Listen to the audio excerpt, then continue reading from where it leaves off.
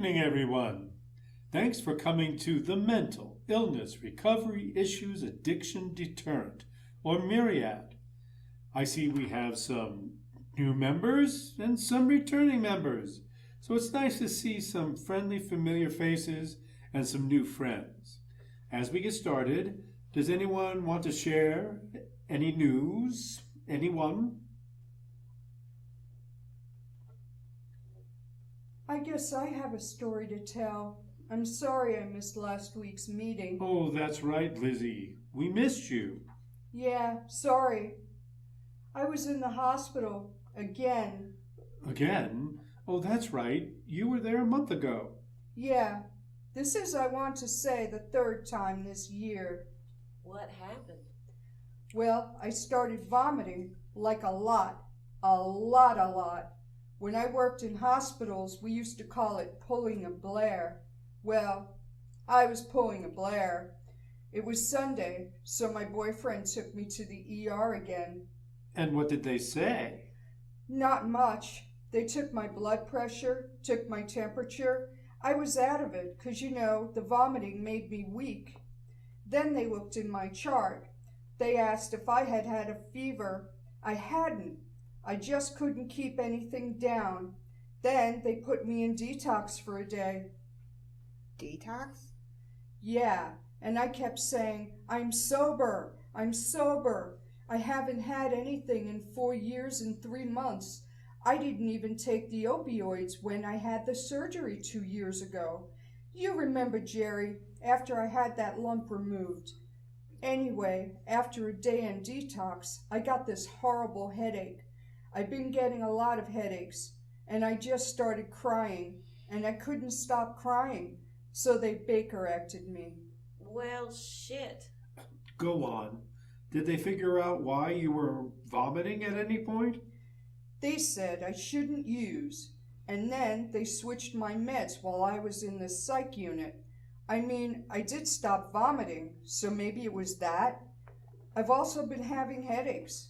Some of you remember last month that I went into the hospital for the headaches, and they accused me of just wanting painkillers and sent me home.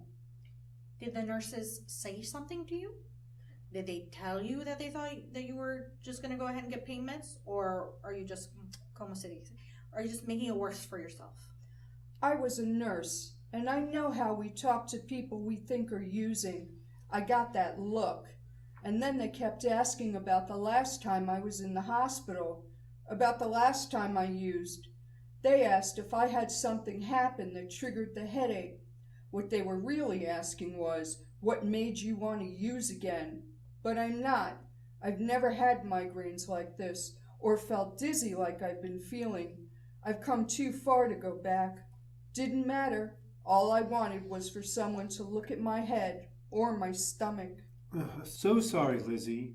Keep us up to date on your condition, but maybe head to your primary care doctor.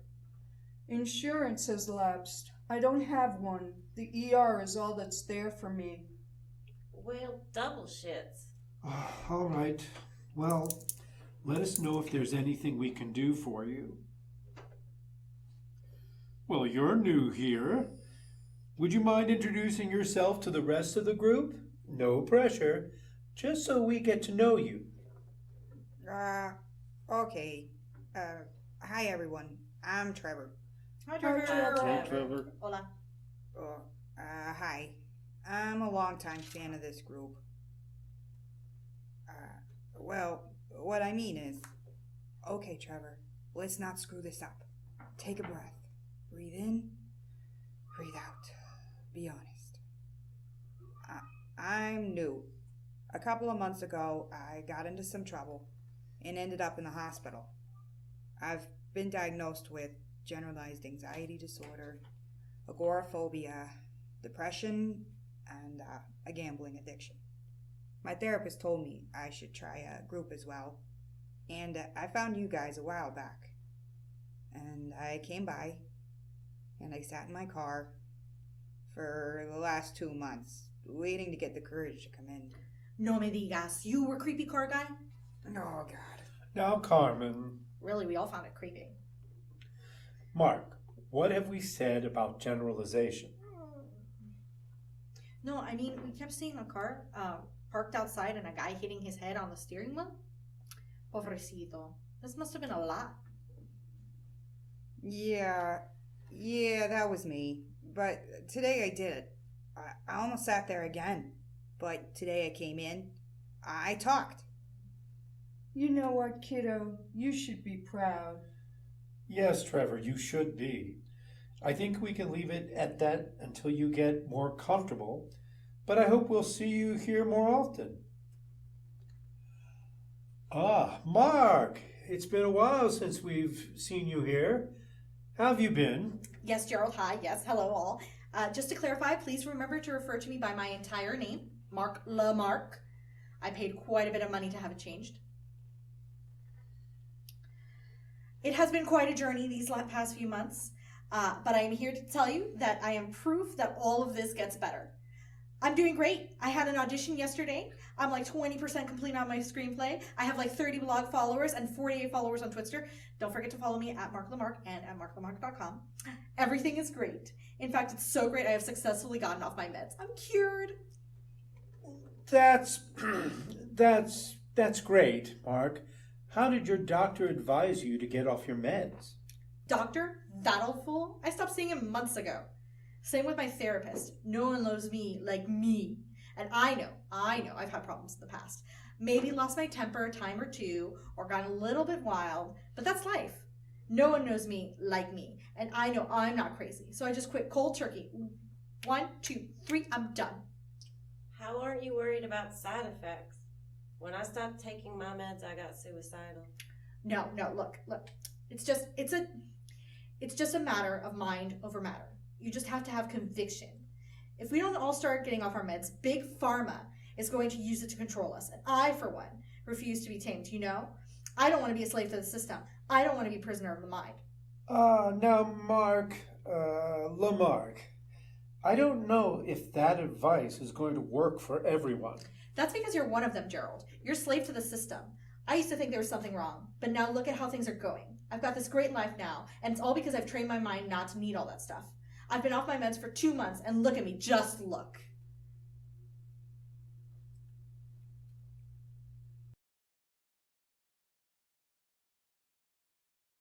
He was talking about how archaic the system was 25 years ago. I brought out the point of how archaic the system is today.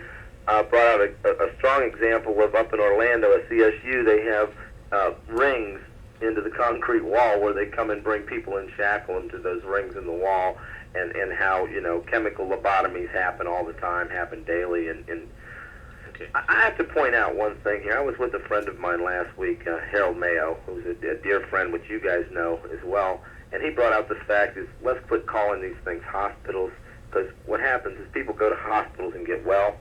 People go to these acute care hospitals, the CSU and the state hospital, and they don't get well. Let's call them what they are. Let's call them institutions.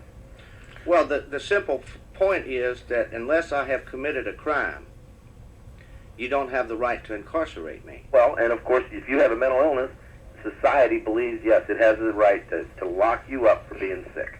Let's think about it in this terms.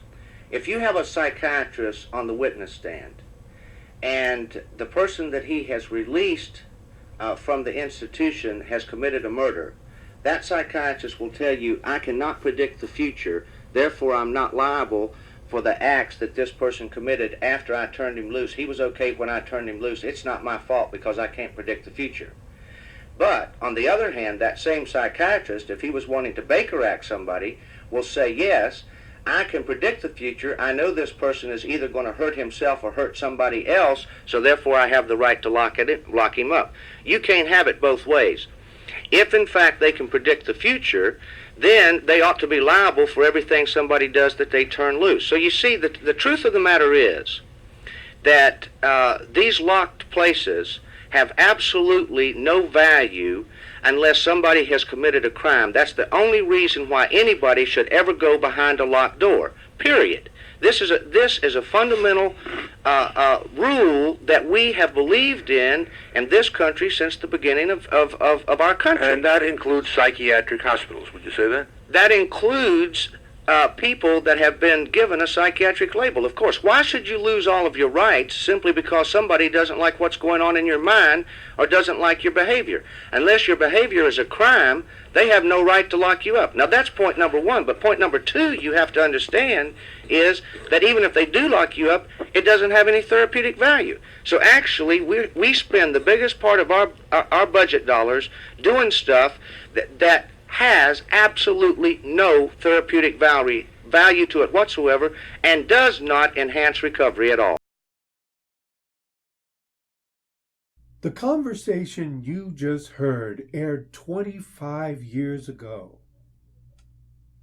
Over 2 decades of trying with very little change. Don't you think it's time?